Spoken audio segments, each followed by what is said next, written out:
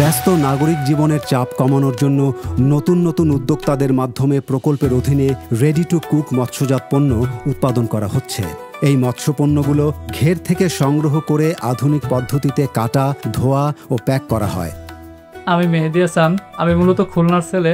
PKSF এর সহযোগিতায় ছাঁচের মাধ্যমে দীর্ঘদিন যাবৎ রেডি টু কুক মৎস্যপণ্য নিয়ে কাজ করতেছি। সাতক্ষীরা অঞ্চলের মাছগুলো মূলত রেডি টু কুক আকারে 500 গ্রাম বা 1 কেজি প্যাক করে বাজারজাত করে থাকি। আমার এই ব্যবসা প্রসারে সহযোগিতা করার জন্য পিকেএসএফ এবং ছাঁচকে আন্তরিকভাবে ধন্যবাদ জানাই।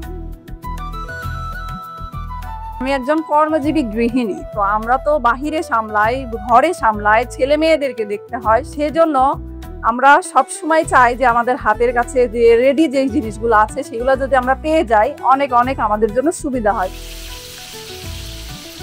আমাদের জীবনকে সহজ করে দেওয়ার জন্য পিকেএসএফ ও ছাঁচকে অসংখ্য অসংখ্য ধন্যবাদ।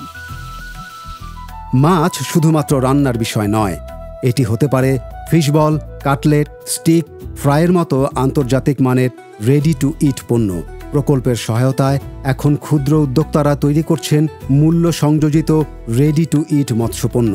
দেশজুড়ে ক্রমান্বয়ে বাড়ছে রেডি টু ইট মৎস্যপণ্যের বাজার, তৈরি হয়েছে রপ্তানির সম্ভাবনা। এই পরিবর্তনের পেছনে রয়েছে পিকেএসএফ ও অংশীজনদের প্রশিক্ষণ এবং সহায়তা, আর সাতক্ষীরা উন্নয়ন সংস্থার নিরলস প্রচেষ্টা।